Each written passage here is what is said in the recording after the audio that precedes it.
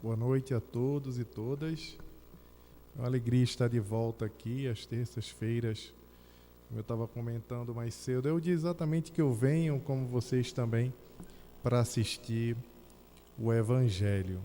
Esse capítulo que o Regis estava agora comentando, que seria o objeto do nosso breve estudo hoje, um capítulo que nos traz uma série de reflexões, em especial no momento no qual nós vivemos uma inundação de informações no mundo. Nunca se produziu tanta informação e dado como nos últimos 5 anos. Nos últimos 5 anos, a humanidade produziu mais conteúdo, mais informações do que em toda a sua história. Olha que dado surpreendente. E o que isso traz de impacto para as nossas vidas? Primeiramente, com o excesso de informação, com a abundância de informação, nós não temos como não lembrar de uma frase muito sábia de um estudioso chamado Alvin Toffler, que dizia que toda abundância gera uma escassez. E tudo aquilo que vem em excesso traz um outro tipo de escassez. Nesse caso, a escassez do tempo, a escassez da atenção. Então, com tanta informação, com tanta coisa sendo dita sobre tudo, com tantos especialistas, pseudo-especialistas, o ensinamento do Cristo vem nos recordar que precisamos estar atentos às informações que recebemos, inclusive com as autodeclarações de possibilidades de transformação. Na época de Jesus se falava e ele alertava a nossa atenção aos falsos profetas e falsos cristos. Mesmo à época de Jesus, estudando uma trilogia maravilhosa escrita por José Herculano Pires, que por sinal tem também aqui na livraria, eu sei porque 6 meses atrás eu precisei fazer uma pesquisa e eu pedi para um motoqueiro vir aqui buscar para mim 2 livros dessa coleção. Numa delas, intitulada Barrabás, Herculano Pires traz de uma forma magistrosa uma explicação que está em várias escrituras, em especial nos relatos dos sábios da antiguidade, de que existiam vários cristos na época de Jesus. Eu não sei se vocês sabiam disso, mas naquela mesma época, na expectativa de Israel por um libertador do seu povo, existiam vários cristos autodeclarados. E esses cristos diziam que iam libertar o povo de Israel, que estavam ali com a missão messiânica, e que iam guerrear por Israel, e que iam libertar o povo da forma como se esperava que assim o fosse. E o verdadeiro Cristo estava lá, pregando e plantando suas árvores, trazendo os frutos da bondade de uma revolução que até hoje impacta a nossa vida, uma revolução pelo amor, não pela transformação da luta, mas pela transformação individual. E esse alerta do falsos cristos, falsos profetas, toda essa profundidade que tem nesse capítulo do Evangelho segundo o Espiritismo, nos traz esse alerta, nos preparando para fazer a identificação, não só dentro dos movimentos religiosos, mas também compreendendo em todos os campos do pensamento, em todos os campos da reflexão humana, o que devemos seguir, o que devemos prestar atenção e quais são os ensinamentos que temos extrair de que pessoas e em quem deveríamos confiar. Mas não é só isso que está na nossa lição da noite de hoje. Porque observar o movimento de falsos cristos, falsos profetas e falsos messias é importante para trazermos para esse ambiente, um ambiente de inundação de informações, mas também quando pegamos o Evangelho e destrinchamos a sua escritura minuciosamente, podemos trazer lições poderosas para a nossa individualidade e para o nosso dia a dia. E essa é a grande finalidade do Evangelho.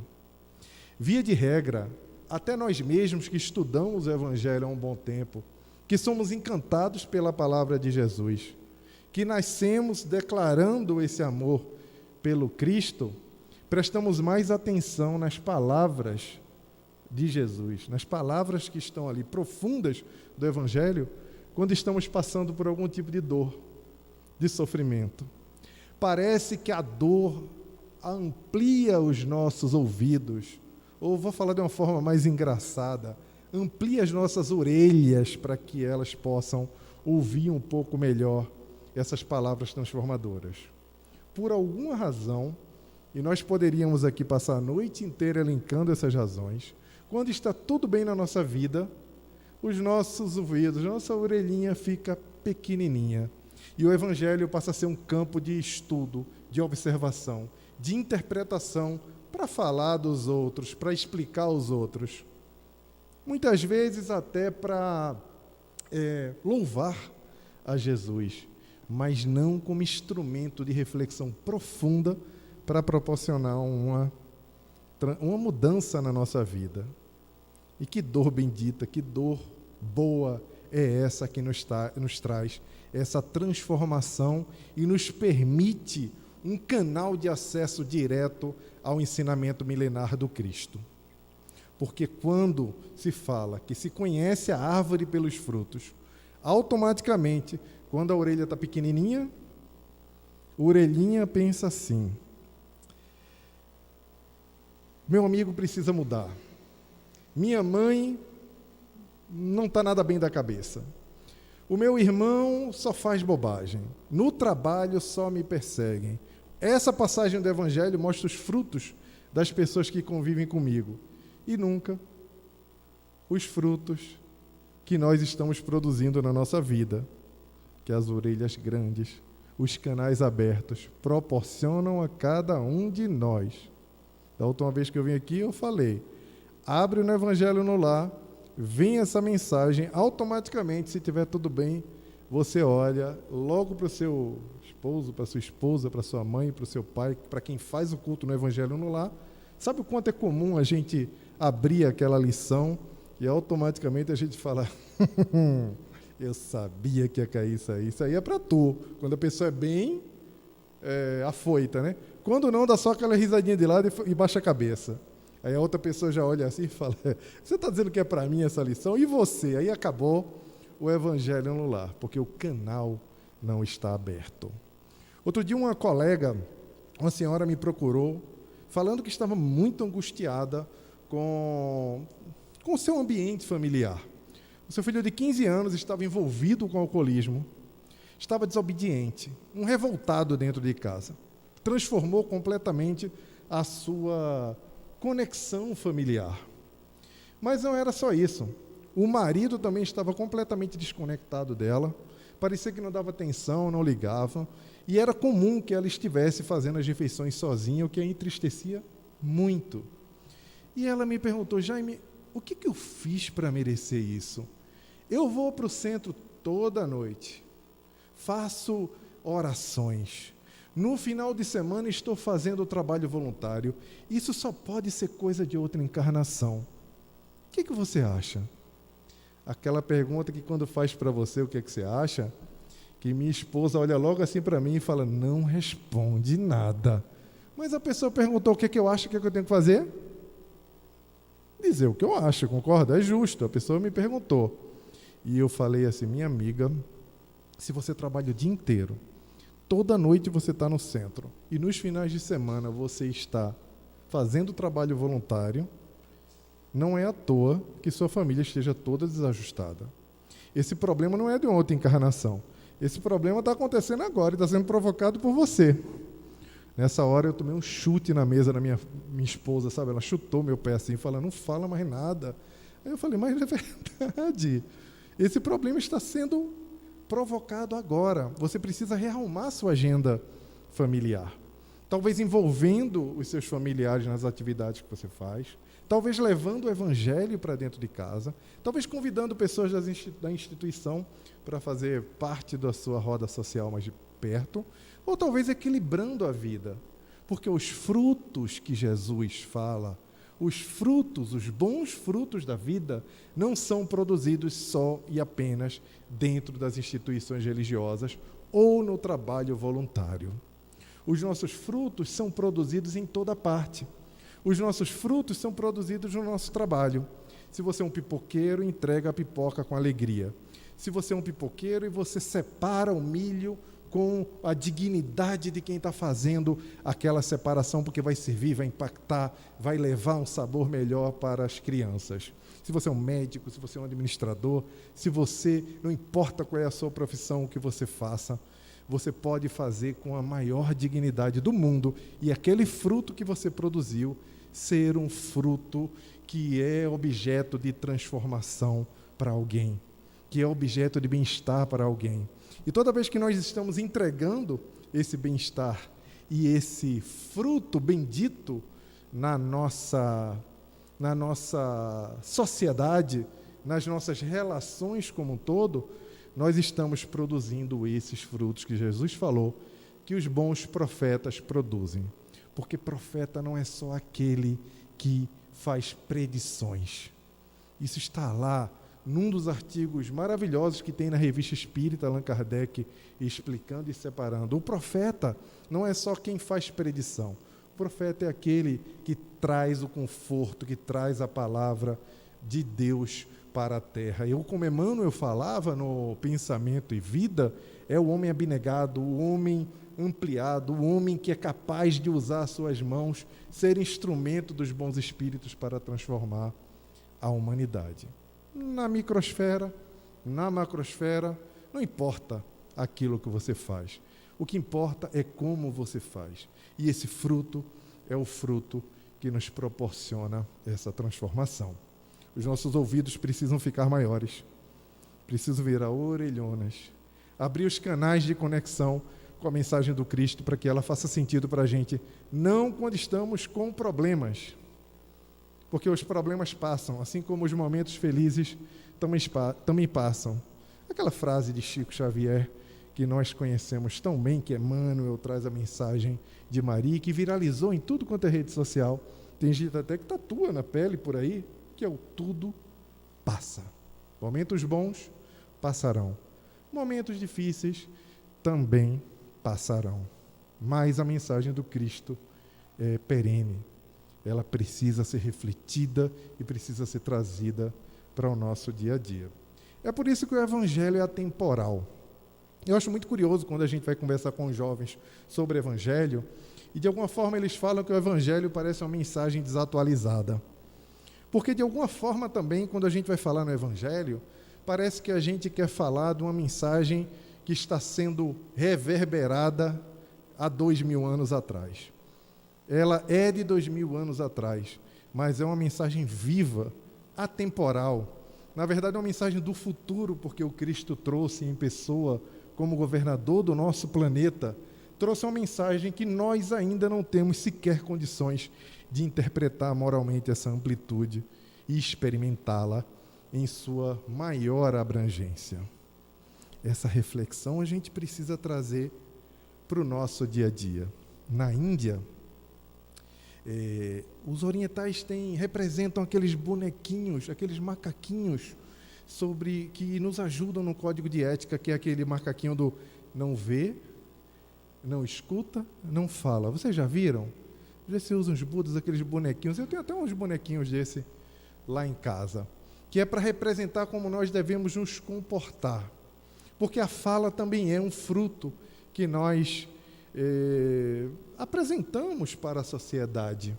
E aí, esses 3 macaquinhos que são apresentados pelos orientais nos dão um guia muito bem de como nós devemos observar e nos comportarmos no mundo para trazermos esses bons frutos. Mas já é tão difícil fazer aquilo, porque, por alguma razão, com a amplificação das redes digitais, nós nos transformamos em faladores compulsivos. Opinamos sobre tudo, sobre o que concordamos, sobre o que não concordamos. Nas redes sociais, as pessoas são incapazes de ver coisas que não concordam e simplesmente passar adiante. Precisam comentar, precisam odiar, precisam se posicionar, precisam criar intrigas, precisam trazer uma contrapartida que não tem nada de alteridade, que não tem nada de trazer um ponto de vista diferente, tem sim a capacidade de magoar o outro, de discordar com o outro que tem uma posição diferente. o que é uma antítese da mensagem do Cristo, o que não é um fruto bom.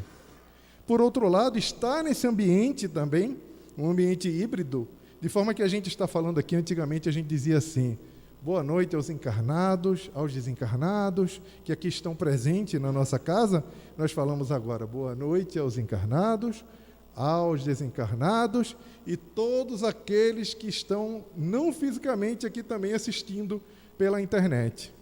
De forma que hoje tem mais gente imaterial do que gente material assistindo essa reunião. Uma revolução, uma mudança no nosso contexto social e na forma como nós interagimos, inclusive com conteúdo doutrinário ou conteúdo evangélico. Mas, nessa multiplicidade de plataformas, nós também somos escutadores, estamos o tempo todo observando o que os outros estão falando. Não só falamos e agredimos, mas também aumentamos a nossa escuta. Essa mesma escuta que a gente diminui para ouvir a mensagem do Evangelho é a escuta que abre para ouvir a opinião do outro que está diferente, para poder entrarmos em conflito. Eu não sei se isso acontece no grupo de WhatsApp de família de vocês. No meu é complicado, né? É bem complicado. E acontece o tempo todo algum contraponto, alguma discordância que não leva a lugar nenhum. Só a se separar por conflitos que são transitórios e que nada mudam a nossa estrutura familiar, a forma como nós amamos e nos relacionamos com aquelas pessoas que estão dividindo a vida com a gente.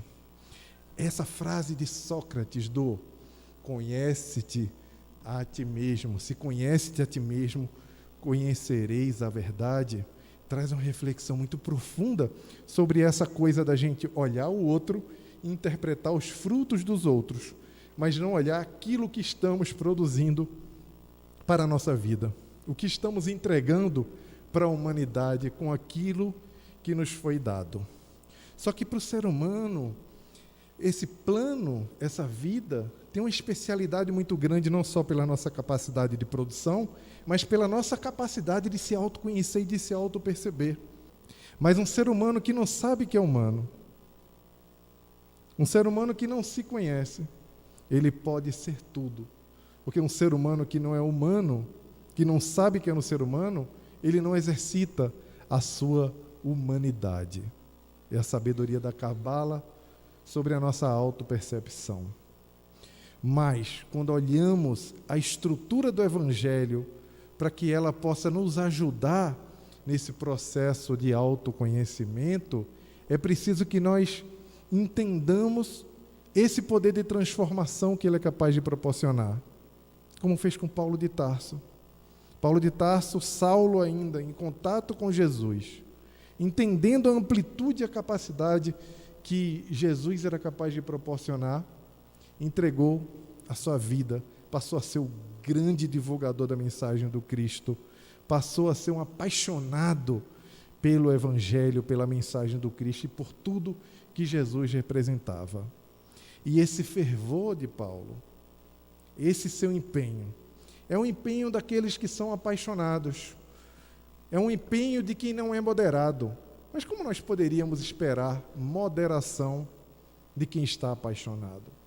E como anda a nossa paixão, no sentido melhor da palavra, pelo Cristo, pelo Evangelho? Como anda o nosso legado de transformação? Como nós temos utilizado essa mensagem para impulsionar a nossa mudança e a nossa evolução moral da melhor forma? Que paixão é essa? Que empenho é esse que nós trazemos? Como é que estamos lidando com a nossa fé? Quais são os frutos que a nossa fé está produzindo? Essa reflexão é uma reflexão que precisamos fazer diariamente. É aquele conselho que os nossos pais, os nossos avós nos davam, de sentarmos a cabeça no travesseiro e pensar como é que foi o nosso dia. Que fruto eu produzi? O que eu trouxe de bom para o mundo? O que eu falei de bom hoje? Como é que eu posso mostrar essa paixão, essa falta de moderação, que em nada é a presença, a falta de moderação de Saulo, de Madalena, em abraçar o Cristo da forma como ele abraçou. Quando Moisés conduziu os israelitas até o Mar Vermelho, tirando-os lá da escravidão no Egito, e chegou lá na frente do Mar Vermelho e eles se viram acuados, todos eles duvidaram do que ia acontecer. E perguntaram a Moisés por que Moisés tinha tirado eles da escravidão para morrer ali, se não tinham sepulturas suficientes lá no Egito. E Moisés falou: Deus vai resolver a nossa vida, vai resolver o nosso problema ainda hoje. Ele vai nos salvar. Então Deus falou para ele: manda o povo marchar, que o mar vai se abrir e eu vou resolver essa questão. Simplificando de uma forma mais rápida o êxodo. Então, chegando ali na beira do Mar Vermelho, Moisés falou para o povo para marchar, mas o povo israelita marchou. Ele marchou antes de que o mar fosse aberto, com a sinalização do Moisés, e o mar continuasse a recuar. Quando o mar começou a recuar, o povo já tinha entrado ali, já estava marchando, já estava no caminho, e provavelmente essa água já estava no nariz quando o mar começou a se abrir. E muitas vezes nós temos problemas, nós estamos passando por situações e esperamos que Deus abra todos os caminhos para depois nós marcharmos, nós tomarmos uma posição, nós fazermos alguma coisa, esquecendo que a fé é um pouco diferente da crença. Na fé a gente bota o pé e Deus coloca o chão. Na fé a gente marcha e Deus abre o mar. Na fé a gente não espera, porque Deus não abriu o mar, porque era da sua vontade abrir o mar e resolver aquela grande questão. Ele abriu o mar porque os israelitas confiaram que aquilo ia acontecer. E no momento certo, ele resolveu aquela questão para aquele povo que fugia da escravidão. São lições do Velho, do Novo Testamento, lições antigas que, trazendo para o nosso dia a dia, para a nossa vida, para a nossa experimentação social do agora, são capazes de nos trazer muitas respostas que muitas vezes nós vamos procurar em toda parte, por aí, e não encontramos. E a resposta está ali, para o seu problema, para a sua dificuldade, para as suas questões. Primeiro, você tem fé, você espera, e depois, Deus abre os caminhos. Muita paz a todos vocês. Que Jesus abençoe abundantemente as suas vidas. Não esqueçam de seguir em frente, de marchar, de abrir as orelhas, de trazer o Evangelho para o dia a dia, trazer o Evangelho como proposta de vida e não apenas como consolo das nossas dificuldades do dia a dia. O resto, Deus faz por nós. Muita paz.